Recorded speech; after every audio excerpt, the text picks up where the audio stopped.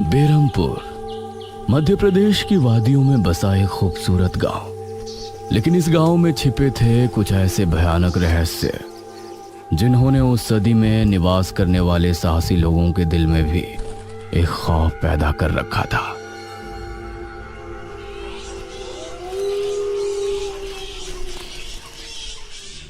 आज तो बहुत दिनों के बाद मित्रों से मिलना हो रहा है, बहुत आनंद आएगा। अरे मदन, कहाँ जा रहा है इस समय? पिताजी, मेरे मित्रों से इतने दिनों बाद मिलना हो रहा है। वो सुबह होने पर वापस नगर चले जाएंगे। अरे तुझे पता नहीं क्या, आज शनिवार की रात है। आज के दिन निशिर मोलो गांव में घूमते हैं। पिताजी, चाहे निशिर मोलो आए या नरकासुर, मुझे आज मेरे मित्रों से मिलने से कोई नहीं रोक सकता। ठीक है, लेकिन ध्यान रहे, जैसे ही तुमको उनके कदमों की आहट सुनाई दे और उनका वो मंत्र जिसको वो दोहराते हुए आगे बढ़ते हैं, तो उन्हें बिना देखे किसी ऐसी जगह छिप जाना जहां से ना वो तुमको देख सके ना तुम उनको। और जब तक उनकी आवाज आना बंद ना हो जाए उनके सामने नहीं आना। वो 4 भयानक आदमी होते हैं जो अपने कंधों पर एक ताबूत को उठाए होते हैं, और अगर कोई उन्हें देख ले तो वो जिंदा नहीं बचता। मुझे पता है पिताजी, अब मैं चलता हूँ। यह कहकर मदन घर से निकल गया, लेकिन उसके पिता के चेहरे पर उसकी फिक्र साफ नजर आ रही थी। निशिर मोलो आ जाएंगे और साथ ले जाएंगे। ऐसा लगता है कि हमारे गांव के लोग अभी भी दूसरी सदी में जी रहे हैं। वो तेज तेज कदमों के साथ आगे बढ़ रहा था। कुछ देर बाद उसे जंगल की तरफ एक पगडंडी वाला रास्ता नजर आया। यहां से जाऊंगा तो जल्दी पहुंच जाऊंगा, यहीं से आगे बढ़ता हूं। बिना ज्यादा सोचे वो जंगल के अंदर बने उस पगडंडी वाले रास्ते पर आगे बढ़ गया।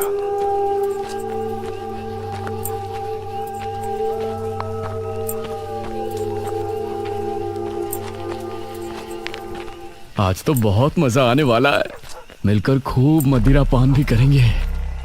तभी उसे भारी कदमों की आहटों के साथ कुछ आवाजें सुनाई देने लगी। इन आहटों और आवाजों को सुनकर वह एकदम से चौंक पड़ा और उसकी आंखें डर से बड़ी हो गईं। हे भगवान! वो जल्दी से झाड़ियों की तरफ भागा और उनमें छिपकर बैठ गया। वो झाड़ियों की ऊंट में बैठा लंबी लंबी सांस ले रहा था। वो आवाजें अब और ज्यादा साफ होने लगी थी। उसे यकीन था कि अब वो लोग उसके करीब ही आ रहे हैं। उसने धीरे धीरे छिपकर अपनी एक आंख से उनको देखा और वो हैरान रह गया।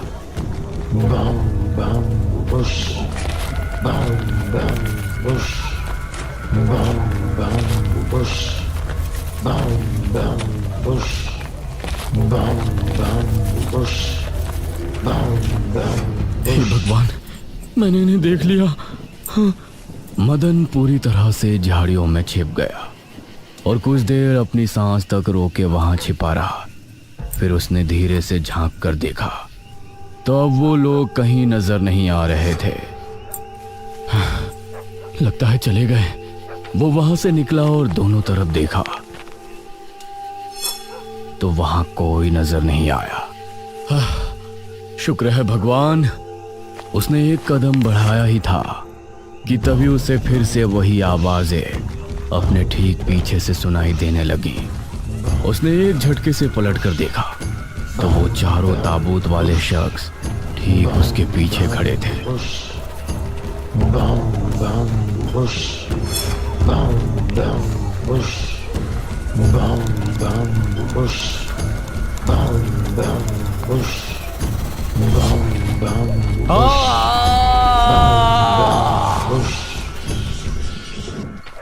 इस तरफ जब देर रात भी मदन वापस नहीं लौटा तो उसके पिता को उसकी चिंता होने लगी।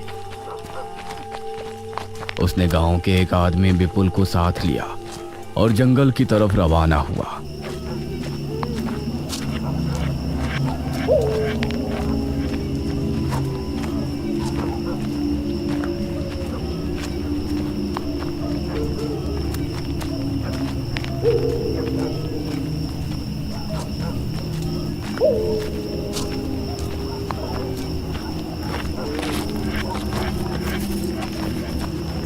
काफी देर बाद एक बरगद के पेड़ के पास जाकर उनके कदम रुक गए और आंखें खौफ से फट पड़ी। उन्होंने मदन को रहस्यमयी परिस्थिति में पाया। उसके चेहरे पर डर और आंखों में खौफ ऐसा नजर आ रहा था कि जैसे उसने हादसे से पहले बहुत ही भयानक मंजर देखा हो। मदन! 400 साल बाद अंधेरा जंगल, सुनसान रास्ता, चारों तरफ सिर्फ पेड़ पौधे और कोहरा। मेघना उनके बीच अकेली खड़ी थी। कोई है? क्या यहाँ कोई है? उसने कुछ कदम आगे बढ़ाए। उसके सवाल का कोई जवाब तो उसे नहीं मिला, लेकिन कुछ टपकने की टप टप की आवाज अब उसे बराबर आ रही थी। मैं यहाँ क्या कर रही हूँ? कौन लाया है मुझे यहाँ पर? वो खुद को वहां पाकर बहुत परेशान थी। तभी उसने देखा कि कोई चीज उड़ती हुई उसी की तरफ आ रही है। वो उसे हैरानी से देखने लगी। पास आने पर पता चला कि वो कोई विशालकाय भयानक पक्षी था। बचाओ! मेघना उससे बुरी तरह से डरकर भागने लगी और वो उसका पीछा कर रहा था। मेघना ने उसे पीछे पलटकर देखा तो वो उसको पकड़ने ही वाला था, लेकिन तभी मेघना एक पेड़ से टकराई। उसने देखा कि उस पेड़ से हरे रंग का पानी टपक कर नीचे गिर रहा था। मेघना उस हरे पानी को गौर से देख रही थी। तभी अरे ओ मेघना, उठ जा यार, कब तक सोएगी? मेघना आंखें मलते हुए नींद से जागी। उसने देखा कि सुबह के 9 बज चुके थे। ओह शिट, हम तो लेट हो गए। तूने मुझे उठाया क्यों नहीं? मेघना अपनी एक पार्टनर इशिता के साथ दिल्ली में रह रही थी, जहां वो एक लैब में काम किया करती थी। दोनों ने साथ नाश्ता किया और फिर तैयार होकर अपनी लैब के लिए निकल गई।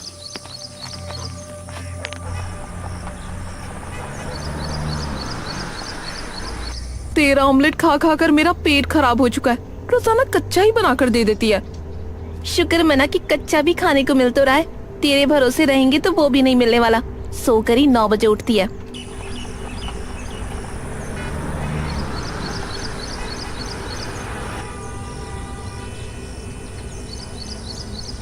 ये दोनों लैब में पहुंची और वहां जाते ही इशिता के पास प्रोफेसर जयदेव की कॉल आई। तुम दोनों ने इस बार बहुत समय ले लिया है। जो एंटीडोट बनाने का काम तुमको दिया था वो पूरा करोगे या नहीं? प्रोफेसर साहब, बस ये समझ लीजिए कि काम होने ही वाला है। आप हमें 3 दिन का समय और दीजिए। ये कहकर उसने कॉल काट दिया। तो इतने दिनों से प्रोफेसर को घुमा रही है, आखिर तू ये एंटीडोट तैयार करेगी कैसे? ये सुनकर इशिता ने एक किताब निकाली।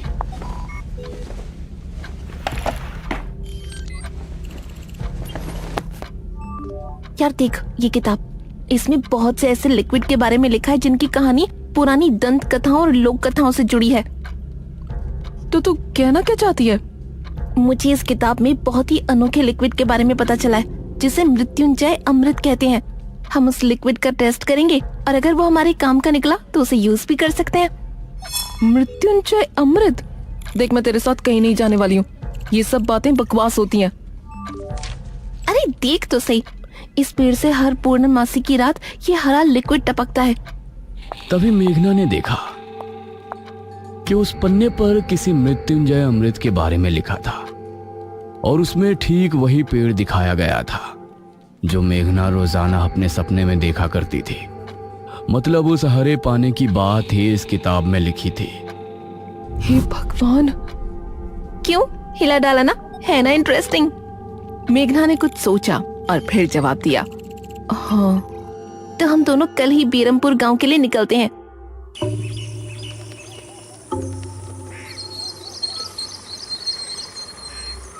ये दोनों अगली सुबह ही बस से बेरमपुर के लिए निकल गई।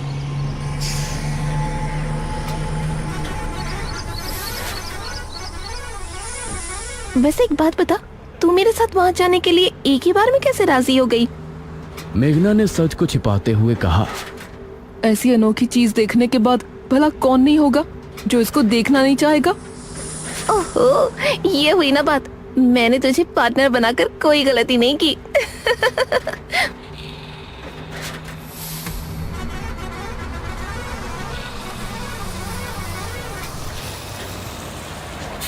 ये दोनों 5 घंटे के सफर के बाद एक जगह उतरी।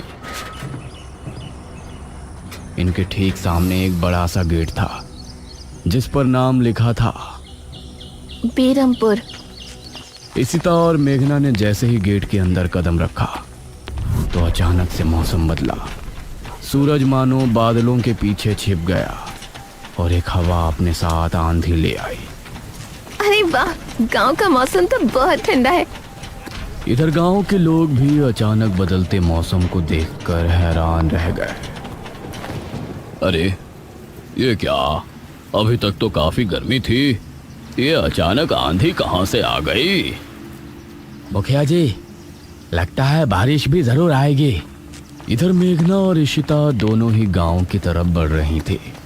यार, ये गांव के लोग ठीक तो होंगे ना? गांव के लोग तो ठीक ही होते हैं, अजीब तो हम शहर वाले होते हैं। ये बात तो तूने बिल्कुल पते की कही। इशिता और मेघना दोनों गांव के चौक पर पहुंची। वहां एक कुआं भी था और वहीं मुखिया भी 2 आदमियों के साथ खड़ा था। अरे बच्चियों, तुम दोनों कौन हो? अब नमस्ते जी, मेरा नाम इशिता है और ये है मेरी दोस्त मेघना। अच्छा बेटा, वैसे हमारे गांव में किस वजह से आना हुआ? वो असल में वो अंकल, हम लोगों को अपनी स्टडी के लिए 5 गांवों के बारे में लिखना है, इसलिए हम लोग यहाँ आए हैं। इसके बाद और 4 गांवों में जाएंगे। ओह अच्छा, फिर तो ठीक है बच्चों, हम तुम्हारी जितनी हो सके उतनी मदद करेंगे। जी अंकल, क्या हमें यहाँ कुछ दिन के लिए रहने के लिए कोई घर मिलेगा किराए पर? अरे बच्चों, तुमको किराए की घर की क्या जरूरत है? तुम दोनों जब तक चाहो मेरे ही घर में रह सकती हो। ठकुराइन वैसे भी लड़कियों से बहुत प्यार करती है। जी शुक्रिया अंकल।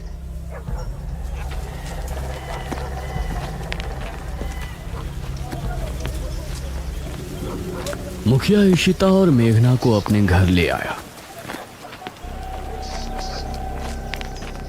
तभी घर के मंदिर में जल रहा दीपक बुझ गया। अजी सुनती हो ठकुराइन?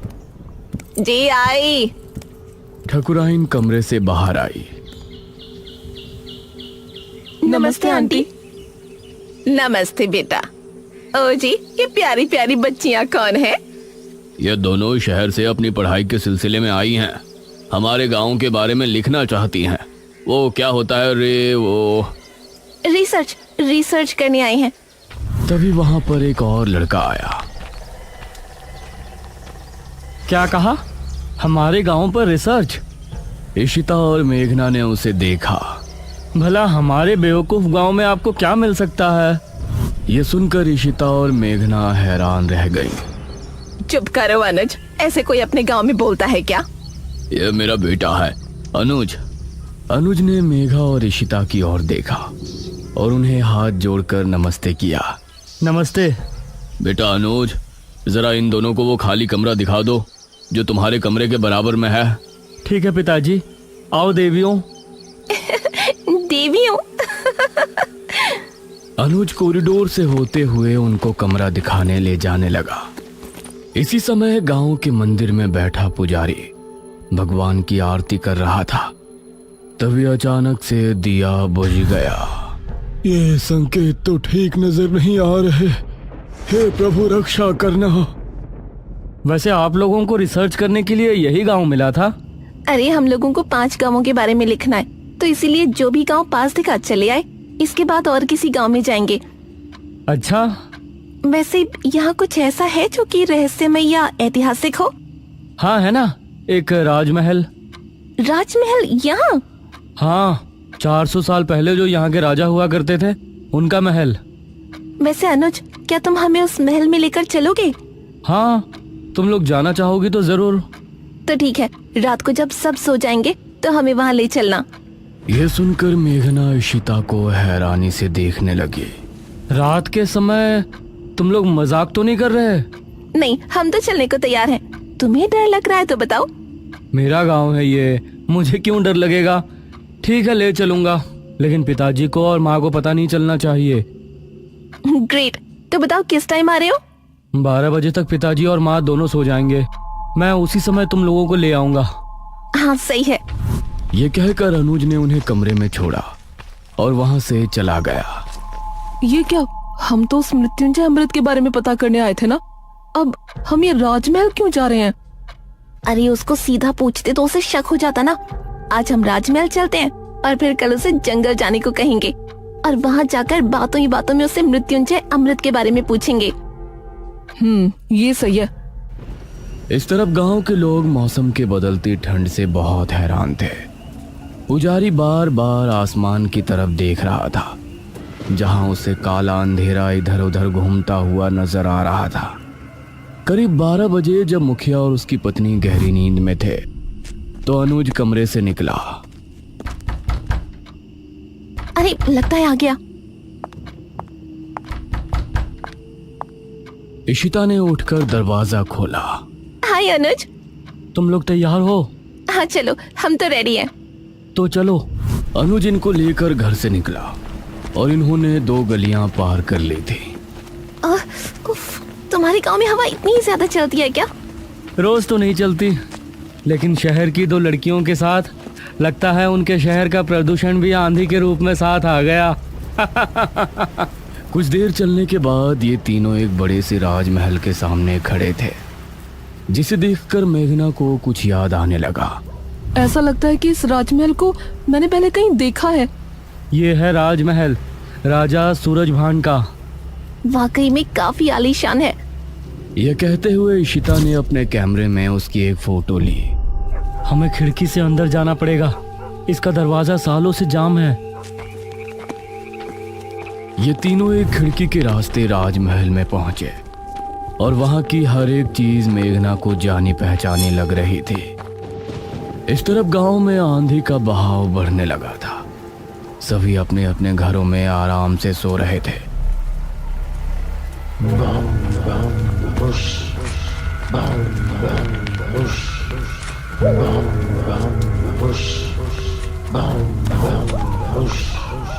अरे ये आवाज तो निशिरमोलो। गांव के सभी लोगों के दिलों में खौफ उतर आया। उसी समय मुखिया के कमरे में गांव का पुजारी हड़बड़ाता हुआ पहुंचा। मुखिया जी उठिए। मुखिया चौंकता हुआ नींद से जागा। क्या हुआ पुजारी जी, इतनी रात में आप? गांव में निशीर मोलो की आवाज गूंज रही है, सब बहुत डरे हुए हैं। पुजारी जी, ये कैसे हो सकता है?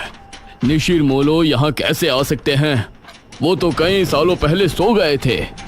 जरूर कुछ ऐसा हुआ है जिससे वो जाग उठे थे। हमारा मन बहुत विचलित हो रहा है। गांव के सभी लोग अपने अपने घरों में जाग चुके थे और डरे बैठे थे। यह आवाज सभी के दिलों में खौफ पैदा कर रही थी। मेघना, इशिता और अनुज तीनों इस बात से बेखबर राजमहल में घूम रहे थे। ये कैसी आवाज है? हाँ, मैंने भी सुनी।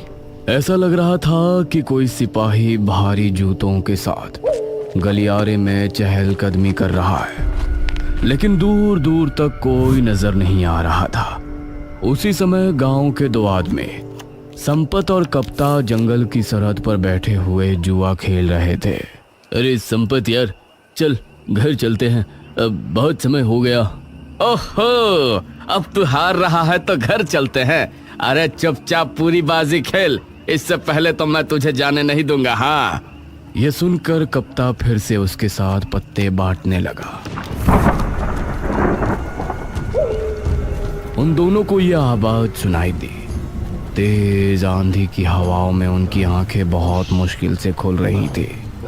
उन दोनों ने देखा कि सामने से 4 आदमी अपने कंधों पर एक ताबूत उठाए मंत्र पढ़ते हुए चले आ रहे हैं।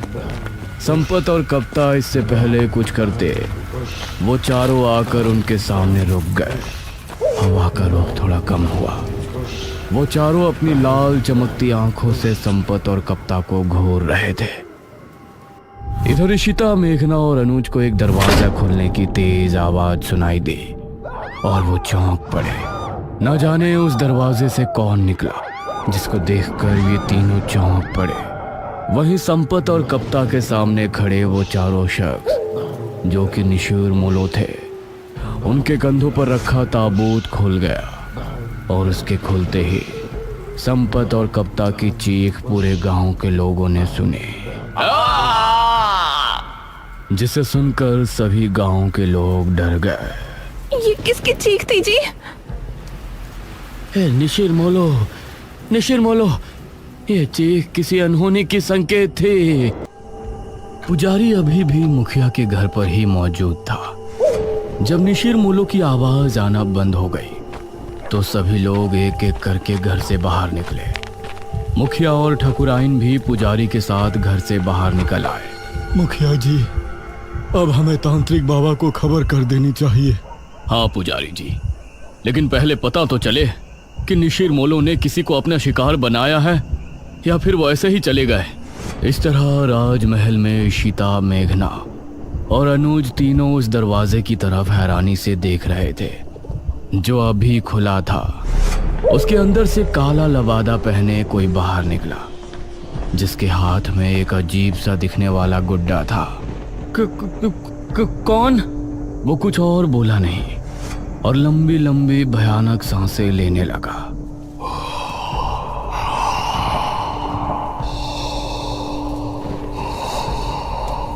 उसकी भयानक सांसों को सुनकर ये तीनों डर गए और तभी वो तेज रफ्तार से इनकी तरफ भागा। भागो जल्दी, महल से बाहर निकलो। इन तीनों का दिल दहल उठा और ये खिड़की की तरफ भागे। जल्दी करो। वो अभी भी इनके पीछे ही था। अनुज ने पहले इशिता और फिर मेघना को बाहर निकाला। वो अनुज तक पहुंचने ही वाला था कि तभी अनुज भी खिड़की से कूद गया। क्या था वो? चलो अब घर चलते हैं, 2 बज रहे हैं, कहीं पिताजी या माँ जाग ना जाए। ये तीनों अब गांव की तरफ रवाना हो गए। माँ और पिताजी को इस बारे में बिल्कुल नहीं बताना, ठीक है? अरे हम क्यों बताएंगे भला? जैसे ही ये तीनों गांव पहुंचे तो बाहर ही पुजारी और बहुत से लोग खड़े थे। अनुज, तुम यहाँ? हमें तो लगा कि तुम तीनों अपने अपने कमरे में सो रहे हो। इतनी रात में तुम तीनों कहाँ से आ रहे हो? वो पिताजी। मुखिया ने मेघना और इशिता की तरफ देखा। तुम दोनों कहाँ गई थी अनुज के साथ? जी माफ कर दीजिए अंकल, हम दोनों का घूमने का मन हो रहा था। तो दिन में घूमने चले जाते, रात में बिना बताए जाने की क्या जरूरत थी? माफ कीजिए पिताजी, मैं ही इन दोनों को ले गया था, लेकिन आप सब लोग यहाँ बाहर इकट्ठा होकर क्या कर रहे हैं? अनुज ने बात को बदलते हुए कहा। आज गांव में निशिर मोलो आए थे, सभी उनकी आवाज सुनकर ही खौफ में थे। क्या निशिर मोलो? ये निशिर मोलो कौन है? 4 कथई लबादे वाले शख्स जो अपने कंधों पर एक ताबूत उठाए रात के समय गांव में घूमते हैं। उनकी आंखें लाल चमक रही होती हैं। रात के समय गांव में घूमते हैं। उस समय अगर वो किसी को देख लेते हैं या कोई उन्हें एक बार देख लेता है तो वो उसे अपने साथ ले जाते हैं। सभी गांव के लोग तो अपने अपने घरों में थे, लेकिन वो लोग संपत और कप्ता को ले गए। वो बाहर ही जुआ खेल रहे थे। अनुज, इशिता और मेघना तीनों ही ये सुनकर चौंक पड़े। पिताजी, लेकिन इससे पहले तो ऐसा गांव में कुछ भी नहीं हुआ, ना ही आपने मुझे कभी इसके बारे में बताया। ये 400 साल पहले की बात है बेटा, हमारे महाराज के समय की बात। लेकिन उस समय किसी तरह उनको रोक दिया गया था, लेकिन अब अचानक वो कैसे जाग उठे, ये तो बात समझ के बाहर है। मुखिया जी, अब कल सुबह ही तांत्रिक महाराज से मिलने के लिए निकलेंगे। फिलहाल सभी लोग अपने अपने घरों को जाएं और निशिर मोलो से सावधान रहें। ये सुनकर सभी गांव के लोग अपने अपने घरों को चले गए, लेकिन अब सभी के दिल में अजीब सा डर बैठ गया था। इशिता और मेघना भी अपने कमरे में पहुंची। ये तो बहुत बड़ी गड़बड़ हो गई। हम लोग तो यहाँ पर मृत्युंजय अमृत के लिए आए थे और यहाँ तो राजमहल निशिर मोलो पता नहीं क्या क्या सुनने में आ रहा है। ये लोग अब हमें मृत्युंजय अमृत तक लेकर भी जाएंगे या नहीं? अरे तुझे दिख नहीं रहा यहाँ कितनी प्रॉब्लम है? हम दोनों सुबह यहाँ से जा रहे हैं बस। नहीं, मैं नहीं जा सकती। लेकिन क्यों?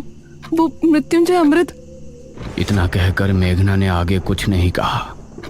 आपने बिना सोचे समझे उन दोनों लड़कियों को घर में जगह क्यों दे दी? देखा ना अब क्या हुआ। ठकुराइन, वो लड़कियां तो अनजान है, लेकिन अनुज को तो सब कुछ पता है ना। वो उनको लेकर रात में निकल गया, इसमें हम उनको दोषी नहीं ठहरा सकते। उनको लेकर जाने वाला तो हमारा ही बेटा है ना। कुछ ही देर में सभी एक एक करके सो गए।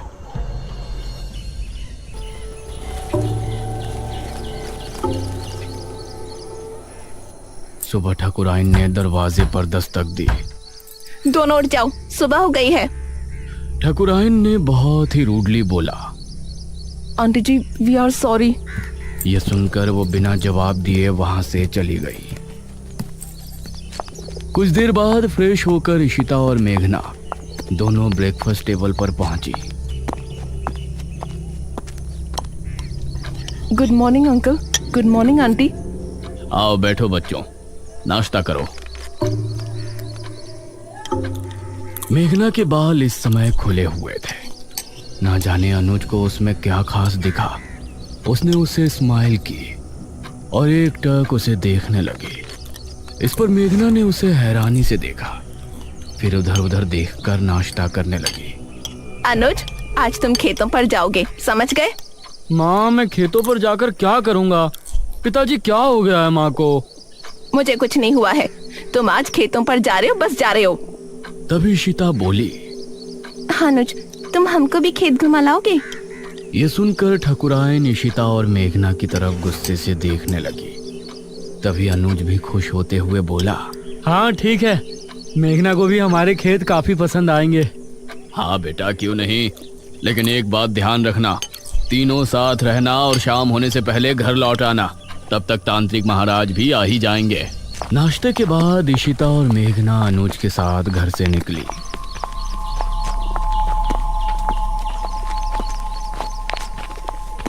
तुम अंकल आंटी के सामने मुझे ऐसे क्यों घूर रहे थे? तुम सच में शहर से ही हो ना? क्यों, कोई शक है?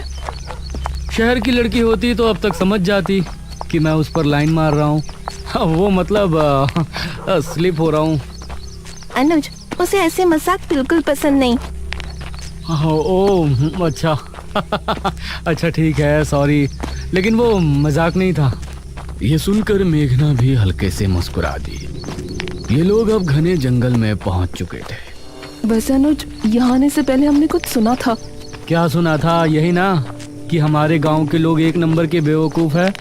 अरे नहीं, किसी मृत्युंजय अमृत के बारे में। कहा जाता है कि उसको पीने से बड़ा रोग दूर हो जाता है। ये सुनकर अनुज ने इशिता और मेघना दोनों को घूर कर देखा। तो तुम लोग यहाँ मृत्युंजय अमृत की तलाश में आई हो? नहीं, वैसे वो झूठ नहीं तो सीधा बोलना था ना। बेकार में राजमहल जाकर मुझे भी माँ से डांट पड़वा दी। वो हमें लगा था कि सीधे उसके बारे में पूछने से तुम कुछ गलत समझोगे। वैसे ये इशिता पूछती तो लगता, लेकिन तुम पूछती तो नहीं लगता। ये कहकर अनुज मुस्कुराने लगा और इस बार मेघना के चेहरे पर भी मुस्कान छलक आई।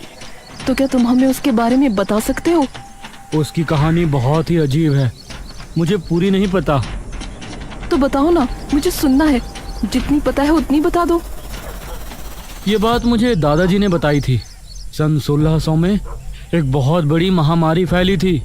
जवान बूढ़े सभी की तबीयत बिगड़ती और फिर कुछ ही दिनों में उनकी मौत हो जाती।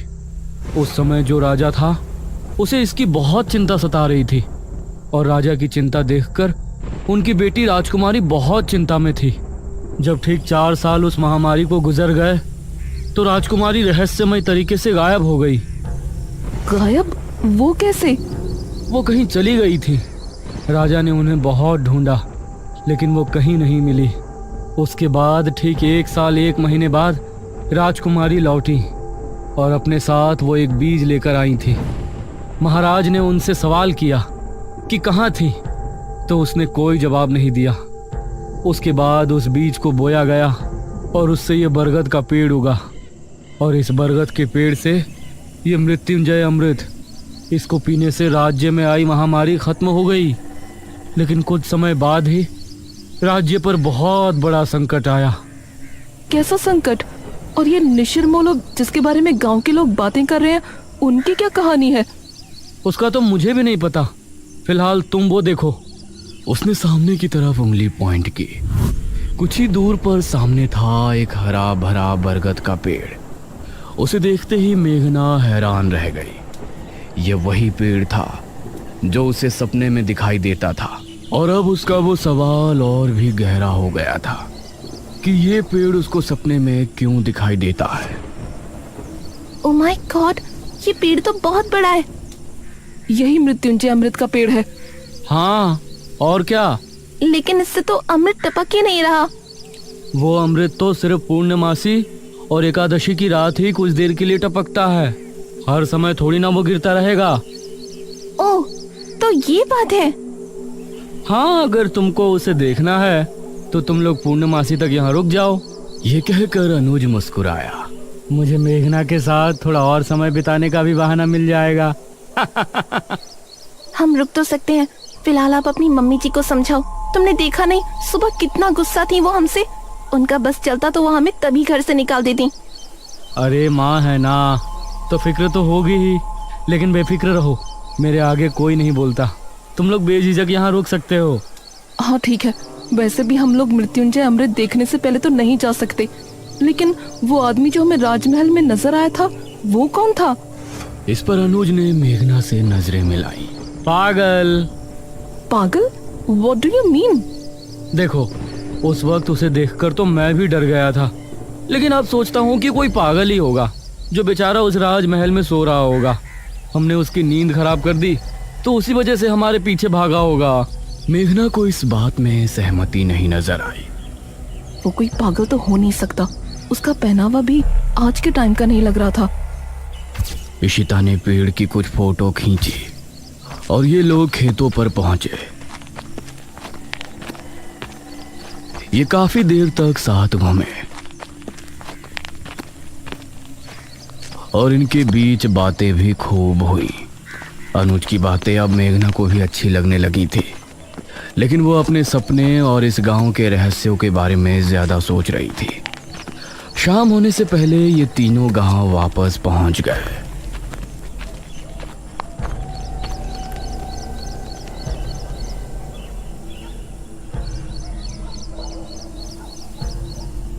रात होने वाली है। पुजारी जी अभी तक तांत्रिक महाराज को लेकर नहीं आए। बहुत चिंताजनक बात है।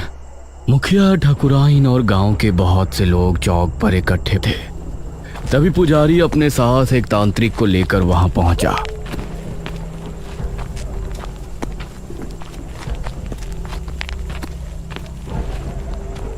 प्रणाम बाबा। प्रणाम। तांत्रिक महाराज नहीं आए? तांत्रिक महाराज शाम से ध्यान मग्न बैठे हैं। वो सुबह सूरज निकलने से पहले नहीं उठ सकते, इसलिए मैं उनकी जगह यहाँ आया हूँ। आप निशिरमोलो के बारे में सब जानते हैं ना? चिंता ना करें, तांत्रिक महाराज का आशीर्वाद हमारे साथ है। हम आपकी समस्या का निवारण करने की पूरी कोशिश करेंगे। तो बताइए तांत्रिक जी, क्या करना होगा? हम पूरी रात जाग कर एक अनुष्ठान करेंगे जो कि गांव के चौक पर होगा। यह पता लगाएंगे कि निशिरमोलो अचानक कैसे जाग उठे। आप सामग्री तैयार करें। एक बार अगर हम अनुष्ठान शुरू कर देंगे तो उसके बाद पूर्ण होने से पहले उठने का हमारे पास कोई कारण नहीं होगा। बहुत बहुत धन्यवाद बाबा, भगवान आपको सफल करे। इशिता ने चुपके से मेघना से कहा, ये लोग सच में बेवकूफ हैं या मुझे ऐसा लग रहा है? ये तू क्या कह रही है? और क्या, वो आदमी गायब हुए हैं, उसके पीछे कोई और वजह भी तो हो सकती है। जरूरी है कि उन्हें किसी भूत नहीं उठाया हो। निशिरमोलो, चुप कर। कुछ ही देर में अनुष्ठान की पूरी तैयारी हो गई। एक अग्निकुंड, एक कपाल और एक नर हथहड्डी। उसके आसपास 4 धूप बत्तियों से धुआं निकलकर वातावरण को शुद्ध कर रहा था। आप सभी अपने अपने घरों में जाएं और अनुष्ठान के सफल होने की प्रार्थना करें। हवा फिर से तेज हो गई थी। चौक पर सिर्फ तांत्रिक और पुजारी नजर आ रहे थे। मेघना और इशिता खिड़की से तांत्रिक को देख रहे थे। मुखिया, अनुज और ठाकुराइन सोफे पर बैठे थे। अरे मेघना, क्या कर रही हो वहाँ? आकर बैठो ना, कुछ नहीं होने वाला इन लोगों से। अनुज, तुम खुद किसी को नहीं मानते तो मानने वाले का मजाक भी मत बनाओ। अभी ये लोग बातें कर ही रहे होते हैं कि तभी भारी कदमों के साथ 4 निशिरमोलों की आवाज जैसे ही गूंजना शुरू हुई, गांव के सभी लोगों का दिल बुरी तरह से दहल गया।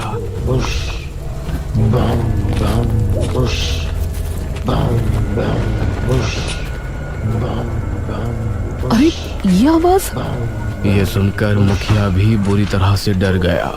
जल्दी से सभी खिड़की दरवाजे बंद कर दो, कोई बाहर नहीं झांकेगा। उसे इस तरह से डरा हुआ देखकर इशिता और मेघना भी हैरान रह गए। हे भगवान, निशिरमोलो फिर से आ गए। 400 साल पहले तो ये सिर्फ शनिवार की रात्रि में ही आया करते थे। उनकी आवाज सुनकर पुजारी और तांत्रिक भी डर गए थे, लेकिन तांत्रिक ने मंत्र पढ़ना जारी रखा। बाबा, ये निशिरमोलो की आवाज कैसे आ रही है? तांत्रिक ने उसका कोई जवाब नहीं दिया। पुजारी भी डर गया था, इसलिए वो भी चुपचाप मंदिर की तरफ रवाना हो गया। वो आवाजें अब तेज होती जा रही थी।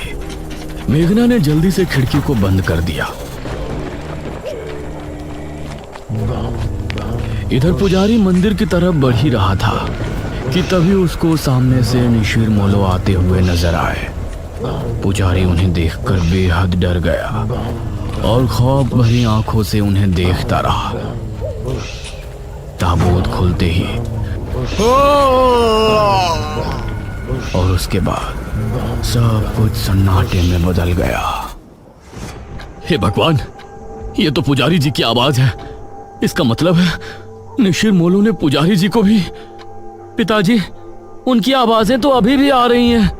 हे भगवान, पता नहीं क्या होगा। तांत्रिक बाबा की रक्षा करना। तांत्रिक अभी भी बैठा हुआ अनुष्ठान कर रहा था। उसको सामने से निशिरमोलो आते हुए नजर आए। उन्हें देखकर तांत्रिक की आंखों में भी खौफ उतर आया। निशिरमोलो उसके सामने आकर रुक गए और एकदम शांत हो गए। तांत्रिक ने उन्हें देखने के बाद भी अनुष्ठान जारी रखा। आवाज आनी बंद हो गई, लगता है वो चले गए पिताजी। नहीं, अभी कुछ देर अंदर ही रहो। जब तक तांत्रिक महाराज खुद नहीं कह देते, कोई बाहर नहीं जाएगा। तभी तांत्रिक बाबा की एक दर्दनाक चीख फिजा में गूंजी।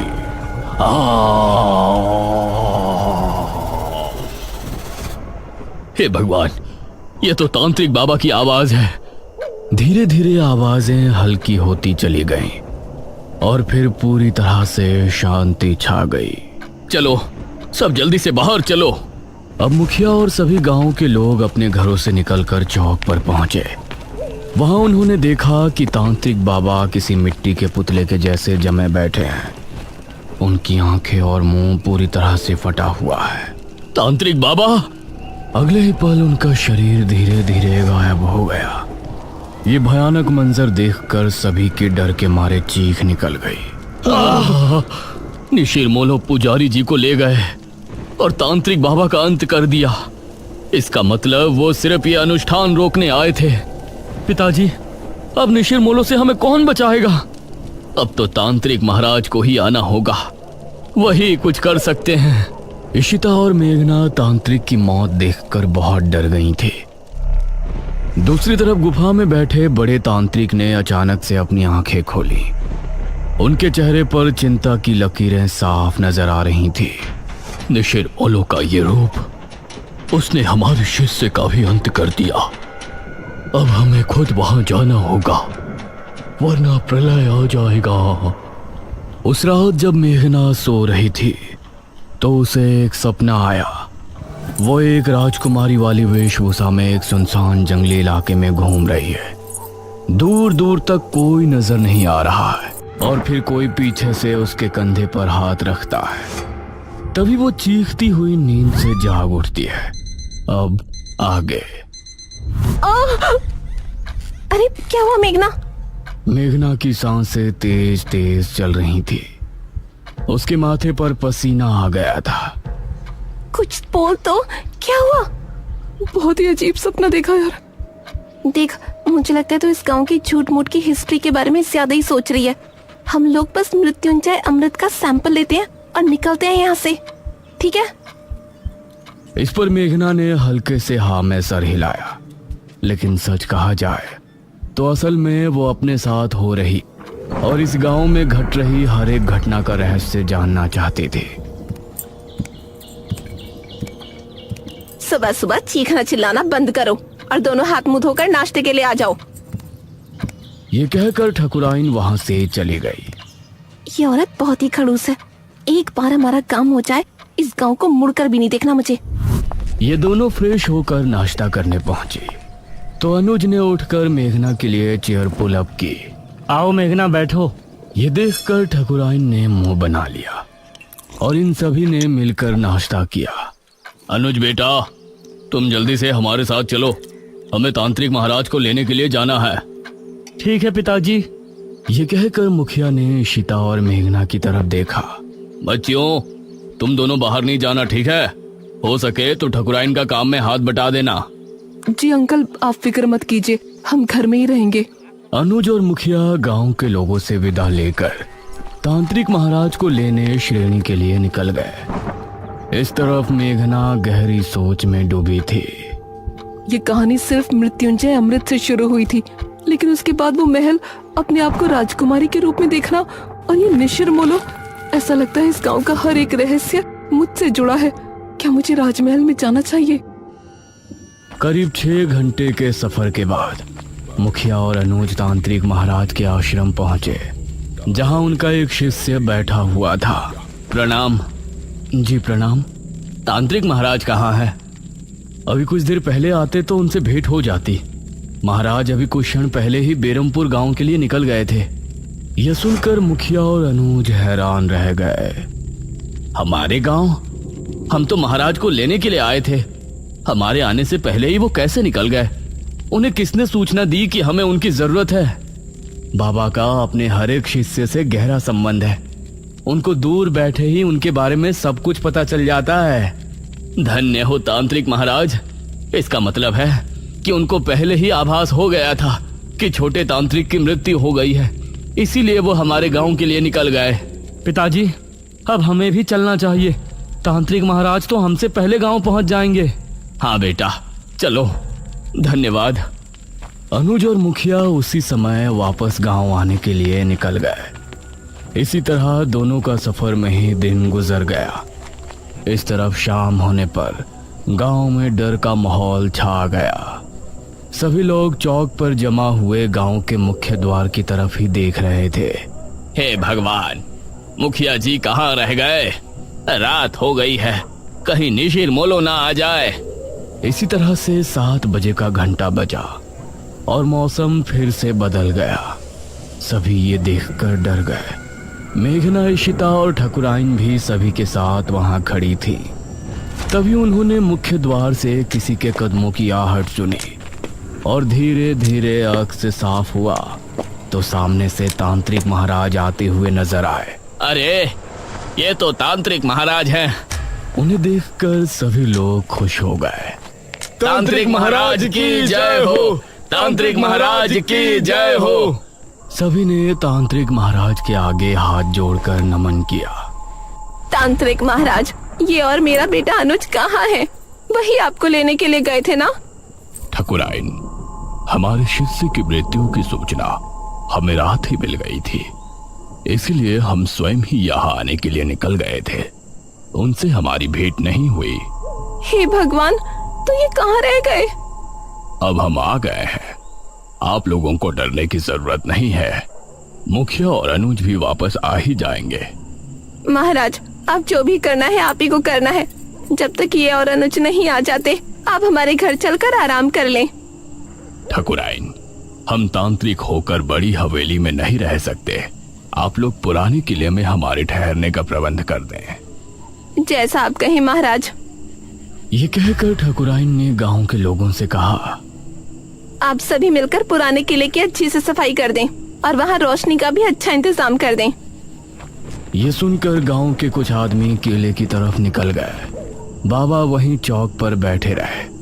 उन्होंने आंखें बंद की और ध्यान मग्न हो गए। शायद वो सोच रहे थे कि आखिर कैसे निशिरमोलो से निपटा जाए, और मेघना के दिल में भी कई सवाल उठ रहे थे। तकरीबन 1 घंटे तक किले की सफाई का कार्य चला और तभी अनुज और मुखिया भी वहां पहुंच गए।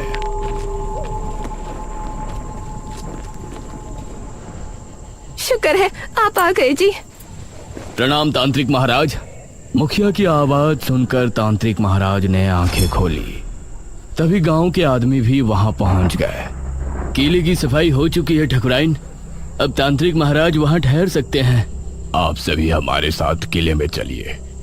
निशिरमोलो इतने सालों बाद कैसे वापस जाग उठे, ये जानने से पहले हम सभी को निशिरमोलो की पूर्ण कहानी को दोहराने की जरूरत पड़ेगी। अब सभी लोग मिलकर किले में पहुंचे। तांत्रिक महाराज एक ऊंचे टीले पर बैठे थे।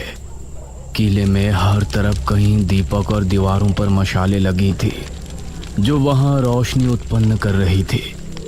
मेघना अब तांत्रिक महाराज को बड़े गौर से देख रही थी, क्योंकि निशिरमोलो के बारे में जानने की उसकी उत्सुकता भी बढ़ रही थी। ये बात सन 1626 की है। उस समय हमारे नगर में महाराज विश्वजीत का शासन था। विश्वजीत की रानी का देहांत हो गया था और उनकी एक राजकुमारी थी, राजकुमारी मेघालय। महाराज, नगर में फैली महामारी अब और बढ़ चुकी है। अब इससे नहीं निपटा गया तो राज्य पूरी तरह से बर्बाद हो जाएगा। इस महामारी से निपटने का बंदोबस्त हम अवश्य करेंगे मंत्री जी। उसी समय एक आदमी वहां पहुंचा। महाराज की जय हो।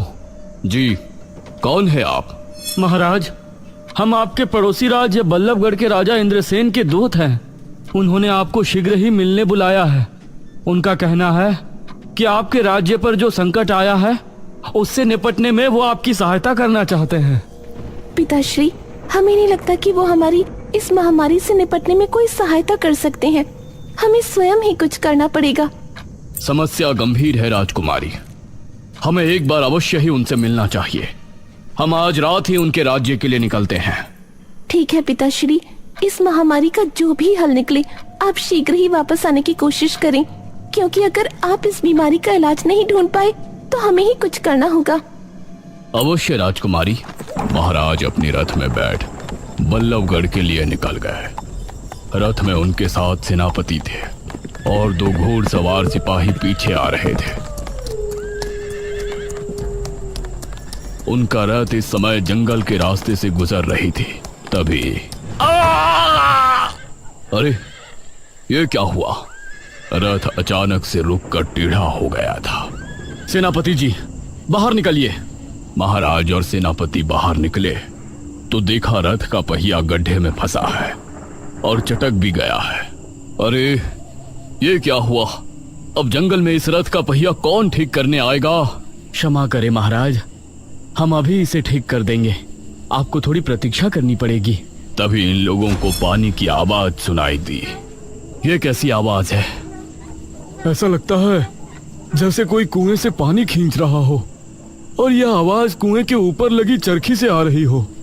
आइए देखते हैं। राजा और सेनापति उस दिशा में गए तो वहां उनको कुएं पर एक औरत पानी भरती नजर आई। उसके बाल बहुत लंबे थे, वो दिखने में बहुत ही खूबसूरत थी और वेशभूषा से आदिवासी लग रही थी। उसने जैसे ही महाराज और सेनापति से नजरें मिलाई तो उसका सौंदर्य देखकर ये दोनों ही सन्न रह गए।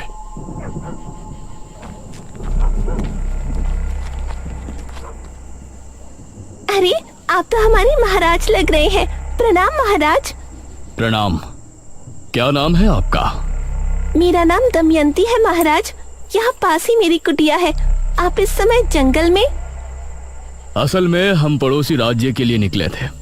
हमारा रथ खराब हो गया है तो इसीलिए हम जंगल में भटक रहे हैं। महाराज, तो आप हमारी कुटिया में चलिए। यहाँ भटकना ठीक नहीं है। जब तक रथ ठीक नहीं हो जाता आप वहाँ रुक सकते हैं। ये दोनों दमयंती के साथ उसकी कुटिया में चले गए और फिर दमयंती ने दोनों को पीने के लिए पानी दिया। कितनी सुंदर है ये। अगर ये हमारी पत्नी बन जाए तो जीवन धन्य हो जाए। कितनी सुंदर स्त्री है। अगर ये हमारी पहली महारानी बन जाती तो कितना अच्छा होता। लेकिन हम एक महाराज होकर इसके सामने अपना प्रस्ताव रखें और इसने ठुकरा दिया तो इससे हमारा बहुत अपमान होगा। दमयंती दोनों को देखकर मुस्कुराने लगी। क्या हुआ दमयंती जी, आप इस तरह से क्यों मुस्कुरा रही हैं? दमयंती ने दोनों की तरफ देखा और बोली, अगर हम कहें कि हम आप दोनों के मन की बात सुन सकते हैं तो आपको कैसा लगेगा? ये आप क्या कह रही हैं? भला कोई किसी के मन की बात कैसे सुन सकता है? मैं सुन सकती हूँ महाराज। अभी सेनापति जी ने हमें अपनी धर्मपत्नी और आपने हमें अपनी महारानी बनाने के बारे में सोचा है। ये सुनकर सेनापति और महाराज दोनों ही हैरान रह गए। आप लोग घबराएं नहीं, मैं भी आप दोनों में से किसी एक की होना चाहती हूँ। ये सुनकर महाराज और सेनापति दोनों के चेहरे पर मुस्कान छलक आई। तो ठीक है दमयंती, अपना निर्णय सुनाए। इससे पहले ही सेनापति बोला, महाराज, अगर आप दमयंती को चाहते हैं तो हम आपके विरुद्ध नहीं जा सकते। ये सुनकर महाराज को बहुत अच्छा लगा और दमयंती भी मुस्कुराई। किंतु हम एक महारानी का जीवन नहीं जीना चाहते। हम आपकी धर्मपत्नी बनकर सिर्फ अपना पत्नी धर्म निभाना चाहते हैं। अगर आपको हमारा प्रस्ताव स्वीकार है तो आपको अभी इसी क्षण हमसे विवाह करना होगा। महाराज ने उसी समय अग्नि के साथ फेरे लेकर दमयंती से विवाह कर लिया। सुबह होने तक रथ भी ठीक हो गया था। महाराज ने दमयंती को भी अपने साथ लिया और फिर उस राज्य पहुंचे। राजा इंद्रसेन को हमारा नमन है। आइए महाराज, बैठिए। महाराज और इंद्रसेन में बातें हो रही थी, लेकिन इंद्रसेन भी दमयंती पर मोहित हो गया था। आज रात इस विश्वजीत को रास्ते से हटाकर हम दमयंती को अपना लेंगे और फिर कल ही इसके राज्य पर हमला बोलकर उसे भी अपने अधीन कर लेंगे। दमयंती उसको बड़ी गौर से देख रही थी और उसके चेहरे पर गुस्सा दिखने लगा था। क्या हुआ दमयंती? महाराज, राजा इंद्रसेन आपकी कोई मदद नहीं करना चाहते। रात होने पर आपको रास्ते से हटाने की योजना बना रहे हैं और हमें हमेशा के लिए अपना बना लेंगे और आपके राज्य को भी हड़प लेंगे। यह सुनकर इंद्रसेन भी हैरान रह गया। महाराज को बहुत गुस्सा आया। उन्होंने उसी समय अपनी तलवार निकाली। इंद्रसेन को परास्त करने के बाद महाराज तुरंत अपने राज्य की ओर लौट गए।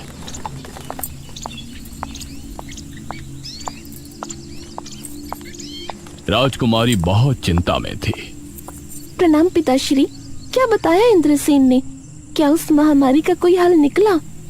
इंद्रसेन ने हमें बहाने से वहां बुलाया था। वो हमें मारना चाहते थे। वो तो धन्य हो दमयंती का जो इन्होंने हमें बचा लिया। राजकुमारी को महाराज की बात जरा भी समझ में नहीं आई। उसने दमयंती को घूर कर देखा। पिताश्री, अब हम ही इस महामारी का कोई इलाज ढूंढने जाते हैं। आप राज्य कार्य संभालें। दमयंती राजकुमारी को बहुत ही रहस्यमय मुस्कान के साथ देख रही थी।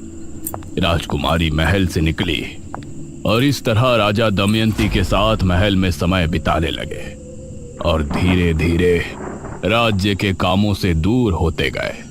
करीब 1 वर्ष और माह के बाद राजकुमारी वापस लौटी। पिताश्री, हमने उस बीमारी से लड़ने का इलाज ढूंढ निकाला है। बहुत अच्छे राजकुमारी, बताइए ये कैसे संभव है? पिताश्री, हमने एक महासिद्धि करके ये बीज हासिल किया है। इसी के जरिए हमें उस महामारी के साथ हर बीमारी से छुटकारा मिल जाएगा। क्या? इस बीज के जरिए? जी पिताश्री, वो कैसे होगा ये आपको अगले 7 दिनों के भीतर पता चल जाएगा। राजकुमारी ने उस बीज को अपने हाथों से जंगल में जाकर बो दिया और रोजाना अपने हाथों से उसे पानी देने जाती।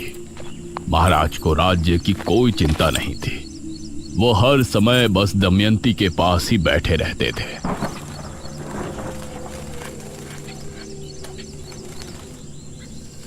सात दिनों के बाद राजकुमारी महाराज, मंत्री और सेनापति को लेकर जंगल पहुंची। उन्होंने पाया कि पेड़ बहुत ही हरा भरा हो गया है और उससे हरे रंग का पदार्थ टपक रहा है। ये क्या चमत्कार है राजकुमारी? पिताश्री, ये मृत्युंजय अमृत है। इसकी 3 बूंद पीने से बड़े से बड़ा रोग दूर हो जाता है। हम इसके जरिए राज्य में फैली महामारी का खात्मा कर सकते हैं। वाह राजकुमारी, बहुत अच्छे। उसके बाद राजकुमारी ने अपने राज्य के सभी बीमार लोगों को वो मृत्युंजय अमृत देना शुरू किया और अगले 2 माह में वो महामारी राज्य से पूरी तरह से खत्म हो गई। राजकुमारी इससे खुश भी थी, लेकिन महाराज के दमयंती के करीब जाने और हर दम चिपके रहने से चिंता में भी थी। तभी एक दिन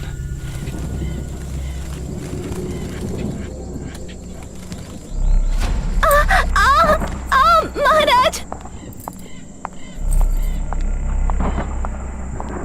दमयंती, क्या हुआ आपको? क्या हुआ दमयंती आपको? कुछ तो बताइए। देखते ही देखते उसके चेहरे की रंगत बदल गई और वो एक बूढ़ी नजर आने लगी। ये देखकर महाराज के पैरों तले जमीन निकल गई। दमयंती, ये क्या हो गया आपको? महाराज, असल में मैं कोई आम स्त्री नहीं हूँ, मैं एक डायनी हूँ। क्या? एक डायनी? हाँ महाराज, एक डायन जवान मर्दों को मारकर अपनी उम्र बढ़ाती है, लेकिन मैंने वो करना उचित नहीं समझा। इसलिए आज जब मेरी आयु 100 वर्ष हो गई है तो मैं बूढ़ी हो गई हूँ। अब अगली एकादशी की रात मेरी मृत्यु हो जाएगी। नहीं दमयंती, हम आपको ऐसे मरने नहीं दे सकते। हमें आपके डायनी होने से कोई ऐतराज नहीं। आपको बचाने का कोई तो तरीका होगा। एक तरीका है महाराज, लेकिन बहुत ही मुश्किल कार्य है। हमें बताइए, हम आपको बचाने के लिए कुछ भी करेंगे। अगली एकादशी की रात तक 11 मुर्दों के खून से अगर हम स्नान कर लेते हैं तो हमारी जान बच जाएगी और हमारा सौंदर्य भी वापस लौट आएगा। महाराज ने अब दमयंती को बचाने का प्रयास शुरू किया। राज्य में जब भी किसी की मौत होती तो उनके घरों से उनकी लाश को उठवा लिया जाता था और इसी तरह 10 लाशों के खून से दमयंती को नहला दिया गया था। इससे परेशान होकर मंत्री ने राजकुमारी को सब बताया। राजकुमारी, राज्य में हाहाकार मचा हुआ है। महाराज दमयंती को जवान बनाने के लिए मृत लोगों के शव का अंतिम संस्कार नहीं होने दे रहे हैं। उनके शव को बुरी तरह से काटा जाता है और उनके खून से दमयंती स्नान करती है। इससे प्रजा बहुत क्रोध में है। क्रोध की बात तो है ही मंत्री जी। मृत्यु के बाद जल्दी अंतिम संस्कार न किया जाए तो ये मृतक और उसके परिजनों के साथ नाइंसाफी होती है। वो कभी भी मोक्ष के द्वार से होकर नहीं गुजर सकते। हम पिताश्री से इस विषय में बात करेंगे।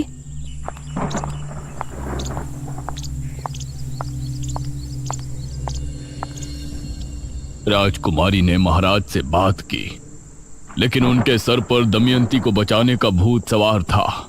जो लोग पहले ही मर चुके हैं उनके शव को किसी के जीवन के लिए इस्तेमाल करना गलत नहीं है राजकुमारी। गलत तब होता जब हम जिंदा लोगों की बलि देते। आप हमें रोकने की कोशिश ना करें। राजकुमारी महाराज के व्यवहार से बहुत चिंता में थी। वहीं गांव के लोग भी अब इससे छुटकारा चाहते थे।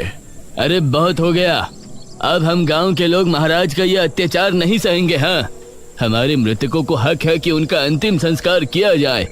लेकिन हम लोग महाराज से कैसे लड़ेंगे? कैसे रोकेंगे उनके सिपाहियों को? एक उपाय है, जब भी गांव में किसी की मृत्यु होगी तो हम कोई भी शोक समारोह नहीं करेंगे। इससे महाराज के सिपाहियों को किसी भी मौत की खबर नहीं होगी। आधी रात के समय हम में से 4 लोग उस शव को ले जाकर चुपचाप शमशान में उनका अंतिम संस्कार कर दिया करेंगे। सिर्फ 4 लोग, बाकी सभी अपने अपने घरों में शांतिपूर्ण होंगे। गांव के लोगों को यह सुझाव अच्छा लगा। उन्होंने गांव के 4 आदमियों को नियुक्त किया। उस समय अर्थी को कंधा देने वाले लोगों को मोला कहा जाता था।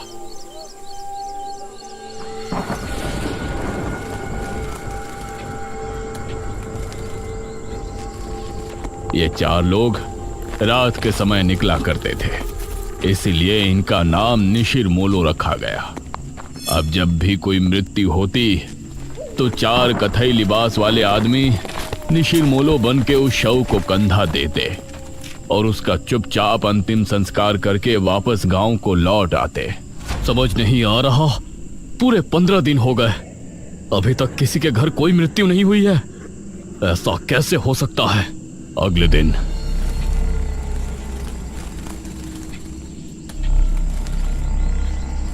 महाराज के गुप्तचरों के द्वारा महाराज को ये बात आखिर पता चल ही गई और उनका क्रोध 7वें आसमान पर आ गया।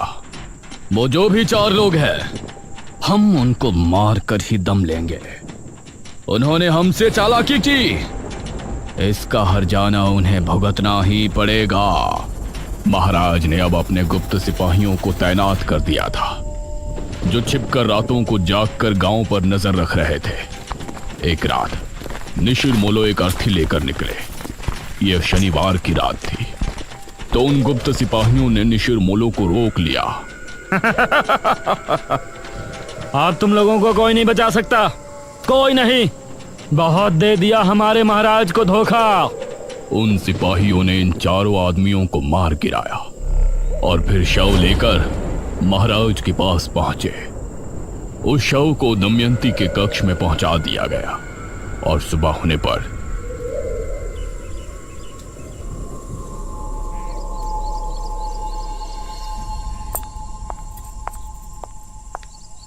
दमयंती कक्ष से बाहर निकली अपने उसी खूबसूरत जवान अवतार में। उसे देखकर महाराज ने उसे भरी सभा में गले लगा लिया। दमयंती की आंखों में एक रहस्यमयी चमक थी, जैसे कि वो कुछ छिपा रही है। लेकिन अब निशिर मोलो की आत्मा गांव में भटकने लगी थी। वो 4 आत्माएं अपने कंधे पर ताबूत उठाए हर शनिवार की रात गांव में भटकती थी। उस समय उन आत्माओं को जो भी दिखाई देता, वो समझती कि ये राजा के सिपाही है जो उनको रोकना चाहते हैं, इसीलिए वो उसको अपने साथ ले जाती। इतना कहकर तांत्रिक महाराज चुप हो गए। सभी गांव के लोग ये कहानी सुनकर हैरान थे और मेघना को तो जैसे अब अपने सपनों से जुड़ी कुछ बातें समझ में आने लगी थी। हे भगवान, मतलब जो निशिर मोलो आज हमारी जान के दुश्मन है, वो कभी हमारी रक्षा किया करते थे। हाँ, उनकी इसमें कोई गलती नहीं है। उनकी अकाल मृत्यु की वजह से वो ऐसा करते हैं। उनको नहीं पता कि उनकी मृत्यु हो चुकी है। वो तो अभी भी अपने काम को अंजाम देने की कोशिश कर रहे हैं। बाबा, आगे की कथा में क्या हुआ?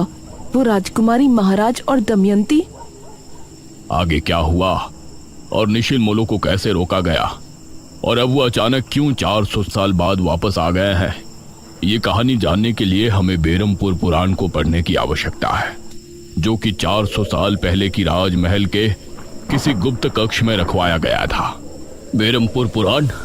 अब इसका पता हमें कैसे चलेगा बाबा?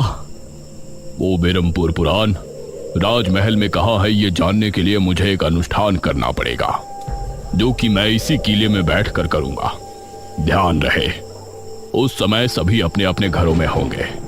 कहीं ऐसा ना हो कि इस बार भी निशिर मोलो ये अनुष्ठान रोकने के इरादे से गांव में आए। तांत्रिक महाराज की बात सुनने के बाद ये सभी अपने अपने घरों को वापस पहुंच गए थे। मेघना बेड पर लेटी सोच में डूबी थी।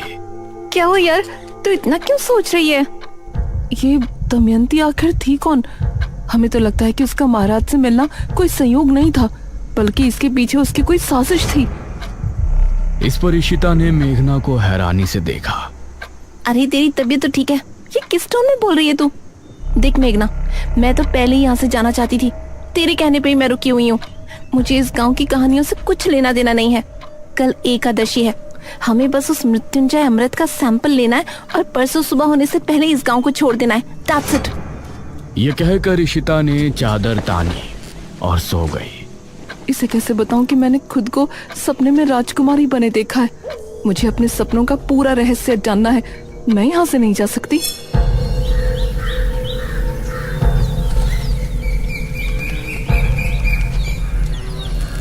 अगले दिन इशिता और मेघना आपस में बातें कर रही थी। आज रात को ठीक 9 बजे हम इस घर से निकल जाएंगे, ठीक है?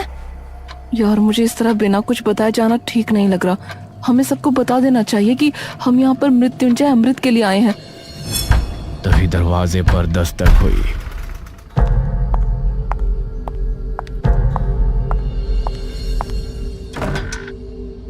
अरे अनुज तुम? हाँ मैं। क्या बातें चल रही हैं?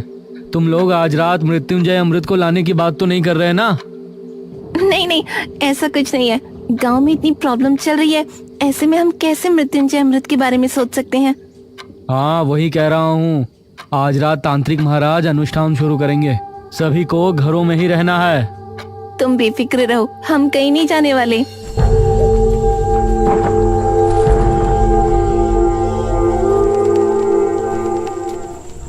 रात होने पर तांत्रिक महाराज ने अनुष्ठान की तैयारी शुरू की। उनके साथ किले में मुखिया और गांव के 2 आदमी मौजूद थे। वहीं अनुज और उसकी माँ हवेली पर अपने कमरे में बैठे थे। माँ, मेघना और इशिता को भी यहाँ बुला लूं? कहीं उन दोनों को डर लग रहा हो। इस पर ठकुराइन ने अनुज को घूर कर देखा। मैं सब समझ रही हूँ, तुम उस शहरी लड़की पर लट्टू हो रहे हो। माँ, बस वो जहाँ है उसे वहीं रहने दो। न जाने कब यहाँ से जाएगी। मेरा बस चले तो मैं अभी उसे इस घर से निकाल दूं। उस समय इशिता और मेघना घर के पिछले दरवाजे से निकल रही थी।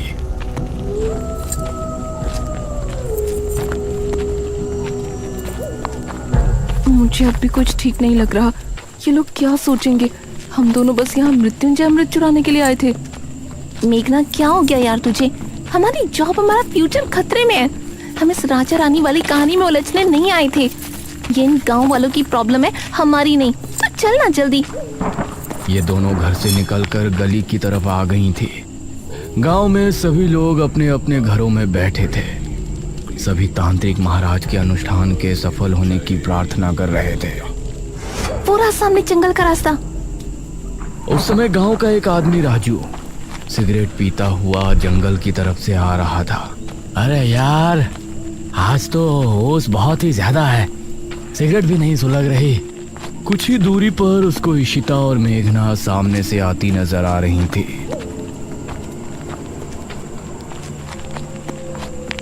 अरे वाह, यह तो वही शहरी हसीनाएं हैं जो मुखिया के घर ठहरी हैं। इनसे जान पहचान बढ़ाने का यह अच्छा मौका है। वो भी कुछ दूरी के फासले से इनके पीछे हो लिया। इशिता और मेघना ने अभी जंगल की सरहद पर कदम रखा ही था कि तभी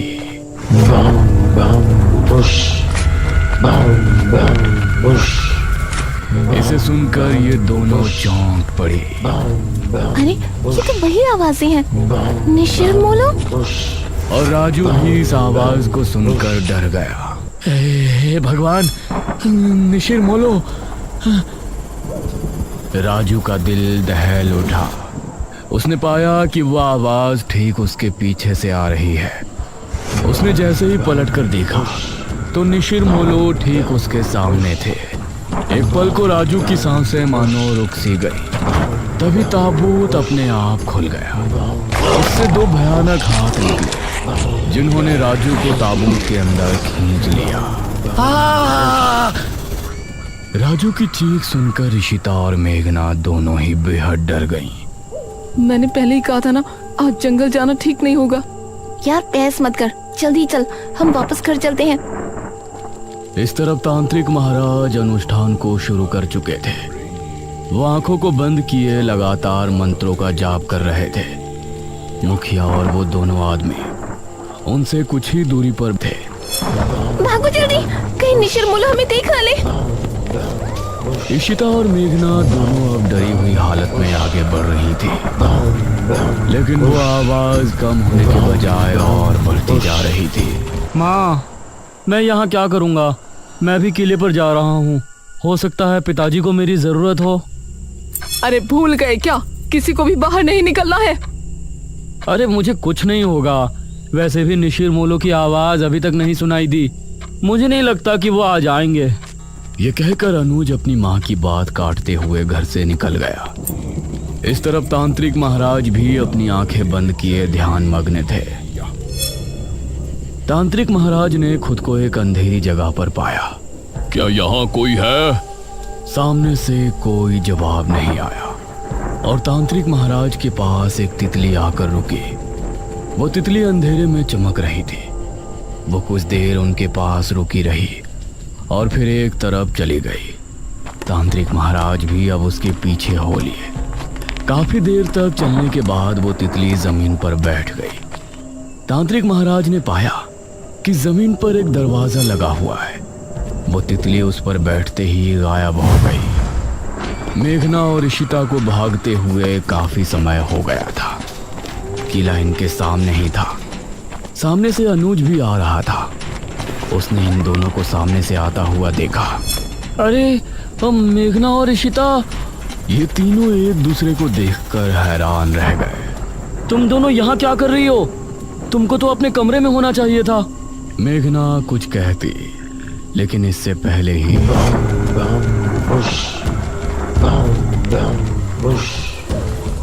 ये क्या, निशिर मोलो आ गए। निशिर मोलो की आवाज सुनते ही ये तीनों बुरी तरह डर गए और अब किले के अंदर भी उनकी आवाज पहुंच रही थी। डरो नहीं, तांत्रिक महाराज ने पहले ही कहा था कि निशिर मोलो यहाँ जरूर आएंगे, लेकिन हमें डरने की जरूरत नहीं है। जब तक हम अपने घरों में हैं, वो हमें कोई नुकसान नहीं पहुंचा सकते। चलो हम भी किले के अंदर चलते हैं। और ये तीनों किले के अंदर पहुंचे। अरे तुम तीनों यहाँ क्या कर रहे हो? वो कुछ नहीं पिताजी। क्या मतलब कुछ नहीं? हमने कहा था ना कि आज की रात बाहर नहीं निकलना। तभी तांत्रिक महाराज ने एक लंबी सांस भरी और अपनी आंखें खोली। ये सभी उन्हें गौर से देखने लगे। क्या हुआ तांत्रिक महाराज, कुछ पता चला? मैंने अपनी पूरी शक्ति लगा दी, लेकिन मुझे सिर्फ एक दरवाजे के अलावा कुछ नहीं नजर आया। इस पर सबसे पहले मेघना ने सवाल किया। कैसा दरवाजा? वो दरवाजा किसी चौखट पर नहीं, बल्कि जमीन पर लगा हुआ है। शायद कोई तहखाना है। इसका मतलब है कि वो किताब किसी तहखाने के अंदर ही है। ठीक है महाराज, हम लोग सुबह होने पर गांव के कुछ आदमियों को लेकर राजमहल जाएंगे और उस तहखाने को ढूंढेंगे। हाँ, यही विचार ठीक होगा। अब आप लोग अपने घरों को जा सकते हो। ध्यान से जाना, निशिर मोलो अभी भी तुमको रास्ते में मिल सकते हैं। जो आज्ञा महाराज। मुखिया अनुज और इन तीनों के साथ घर की तरफ रवाना हो गया और बाकी सभी गांव वाले भी अपने अपने घरों को चले गए। अनुज, तुमने बताया नहीं कि तुम तीनों यहाँ क्यों आए थे? वो पिताजी, मुझे आपकी चिंता हो रही थी और इन दोनों को भी ना जाने क्यों घर पर डर लग रहा था। इसीलिए ये भी मेरे साथ चली आई। मुखिया को अनुज की बात में सच्चाई नहीं नजर आ रही थी, लेकिन उसने आगे कुछ नहीं कहा। कुछ देर बाद ये चारों घर पर पहुंचे।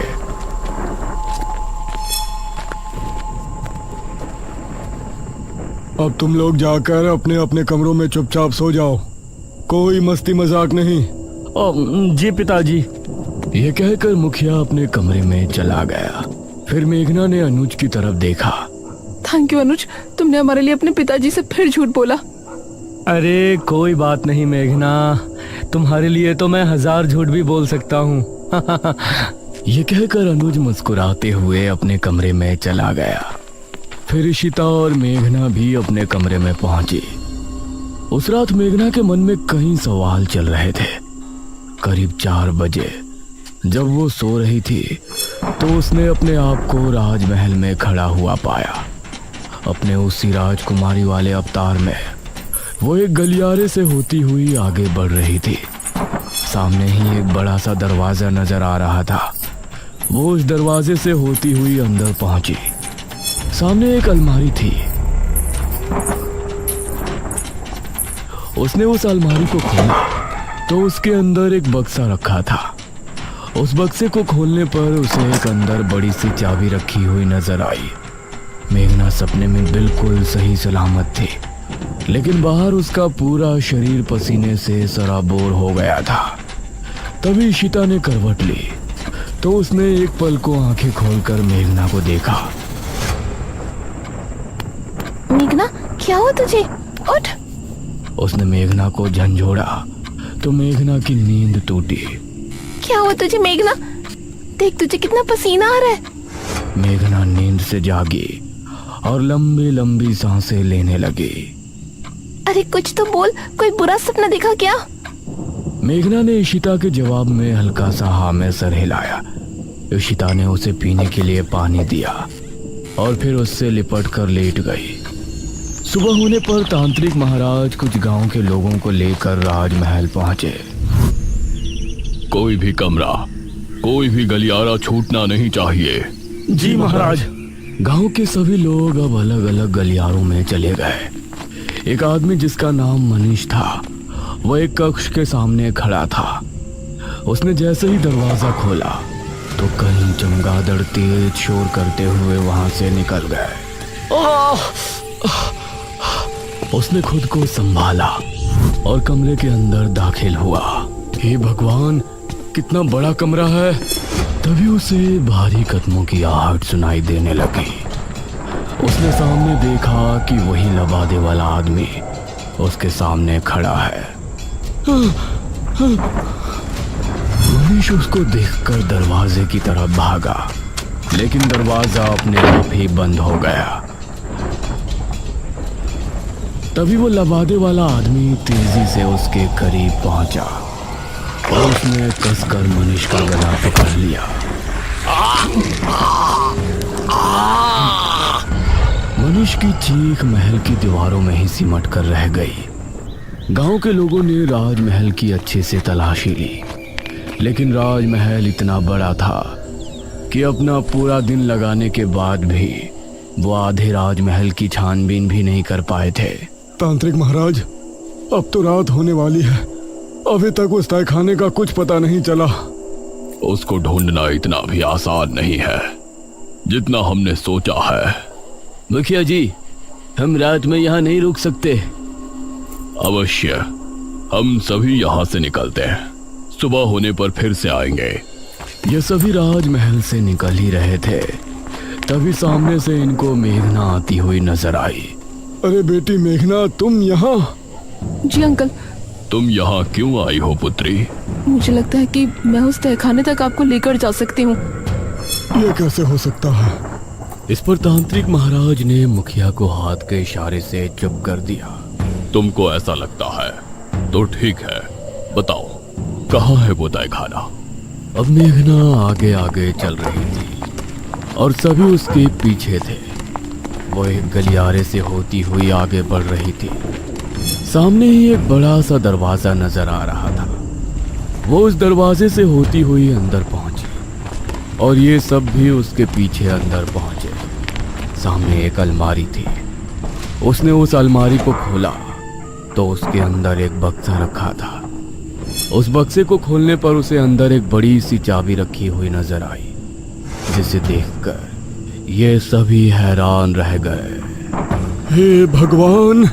मेघना ने बिना कुछ बोले चाबी को उठाया और फिर से आगे बढ़ी। सामने एक और दरवाजा था।